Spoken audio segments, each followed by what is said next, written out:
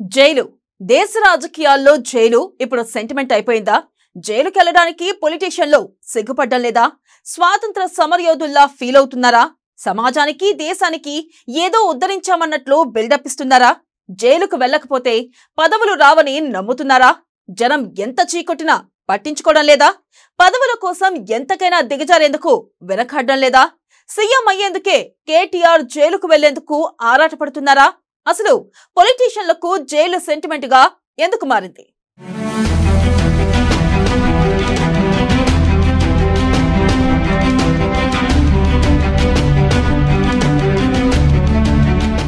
జైలుకు వెళ్లడాన్ని గ్రేట్ గా ఫీల్ అవుతున్న పొలిటీషియన్లు, పదవులు రావాలంటే జైలు తప్పదా?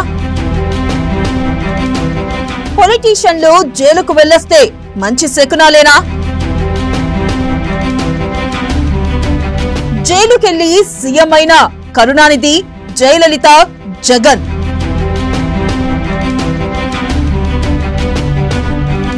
జైలుకెళ్లి సీఎం అయిన చంద్రబాబు, రేవంత్ రెడ్డి, హేమంత్ సోరెన్,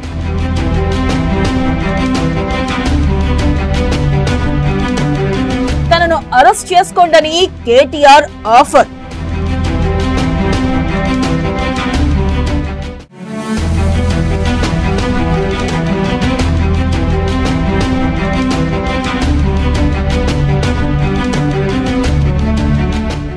ఎప్పుడొచ్చామన్నది కాదు, బుల్లెట్ దిగిందా లేదా అనే Pokiri dialogue full famous. Same to same పొలిటీషియన్లు కూడా ఇదే మాటను ఫాలో అవుతున్నారు. ఎప్పుడొచ్చామన్నది కాదన్నయ్యా, ఎన్ని కోట్లు సంపాదించామన్నదే చూసుకుంటున్నారు ప్రస్తుత రాజకీయ నేతలు.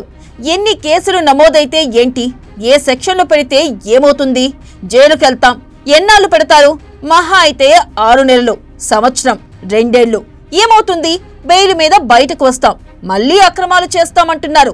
ప్రజలు ఏమనుకుంటారు, ఉమ్మేస్తారా, చీ కొడతారా అన్నది పట్టించుకోవడం ఎప్పుడో మానేశారు. అవినీతి అక్రమాలు చేయడం, జైలుకు వెళ్లడాన్ని పొలిటీషియన్లు గ్రేట్ గా ఫీల్ అవుతున్నారు. స్వాతంత్ర సంగ్రామంలో బ్రిటిషర్లకు వ్యతిరేకంగా పోరాడిన నేతల కంటే ఎక్కువ బిల్డప్ ఇస్తున్నారు. పదవులు రావాలన్నా, సీఎం కుర్చీ కావాలన్నా జైలే షాట్ అనుకుంటున్నారు.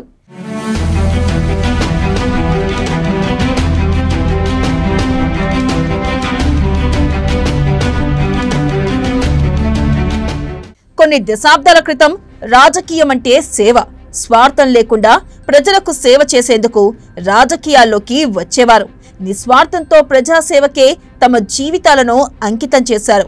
సొంత ఆస్తులను అమ్ముకుని పేదల కోసం ఖర్చు చేశారు. దేశం కోసం, ప్రజల కోసం ఉద్యమాలు చేశారు. జైళ్లకెళ్లారు. ఎన్నో రకాల శిక్షలను అనుభవించారు. ఎంపీలుగా, ఎమ్మెల్యేలుగా పనిచేసిన పాతతరం నేతలు చిల్లి గవ్వ కూడా సంపాదించుకోలేదు. ఊపిరి ఉన్నంత వరకు పేదల సేవకే అంకితమయ్యారు. తెలుగు రాష్ట్రాల్లో గుమ్మడి నర్సయ్య, సున్నం రాజయ్య, తరిమెల నాగిరెడ్డి, చంద్ర రాజేశ్వరరావు, చంద్ర పుల్లారెడ్డి లాంటి నేతలు ఆ కోవలోకే వస్తారు. గుమ్మడి నర్సయ్యకు సొంత ఇల్లు కూడా లేదు. సున్నం రాజయ్య ప్రభుత్వ బస్సులోనే ప్రయాణం చేశారు. ఆసుపత్రులకు వెళ్తే సాధారణ జనంలాగే క్యూలో ఉండి ట్రీట్మెంట్ తీసుకున్నారు.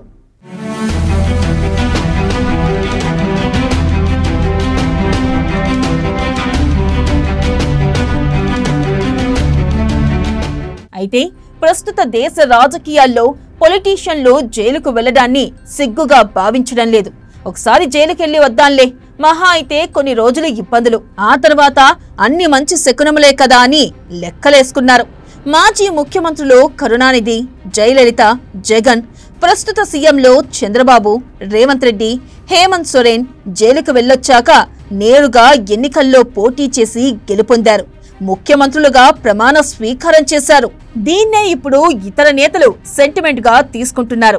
వారంతా ఏదో ఘనకార్యం చేసినట్లు ఫీల్ అయిపోయి ఆదర్శంగా తీసుకుంటున్నారు.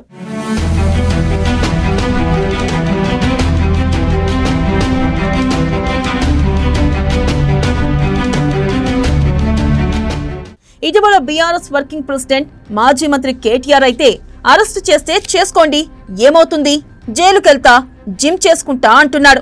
ఒక రాజకీయ నేతగా మాట్లాడాల్సిన మాటలేనా అవి? ఈ కామెంట్స్ చేయడం వెనుక సెంటిమెంట్ ఉన్నట్లు విశ్లేషకులు అంచనా వేస్తున్నారు. తెలుగు రాష్ట్రాలకు చెందిన ముఖ్యమంత్రులు చంద్రబాబు, రేవంత్ రెడ్డిలు జైలుకు వెళ్లి వచ్చిన తర్వాత జనంలో సానుభూతి పెరిగిపోయింది.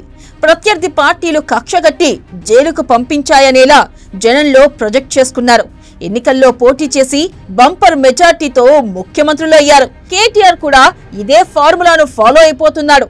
అరెస్టు చేస్తే జనంలో సానుభూతి వస్తుందని, అది ఎన్నికలకు ఉపయోగించుకోవచ్చని లెక్కలు వేసుకుంటున్నారు.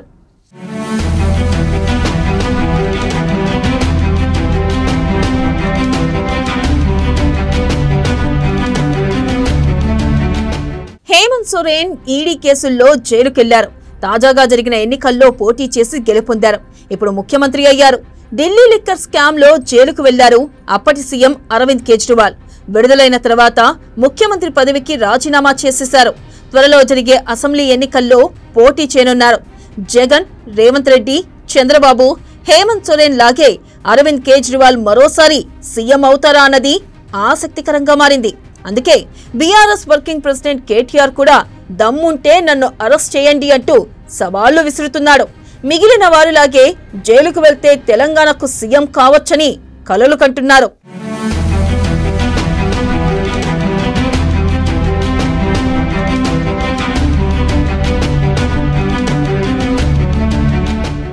అయితే జైలుకు వెళ్లి వచ్చిన తర్వాత పలువురు ముఖ్యమంత్రులు కావడంతో కేజ్రీవాల్ విషయంలో ఆ సెంటిమెంట్ కంటిన్యూ అవుతుందా లేదంటే బ్రేక్ అవుతుందా తెలియాలంటే మరికొంతకాలం ఆగాల్సిందే. కేటీఆర్ను కాంగ్రెస్ ప్రభుత్వం అరెస్ట్ చేస్తుందా లేదంటే కేసులతోనే సర్దిపెట్టుకుంటుందా అన్నది మిస్టరీగా మారింది. అరెస్ట్ చేసి కేటీఆర్ను జనంలో హీరోను చేయడం ఎందుకని భావిస్తున్నట్లు తెలుస్తోంది.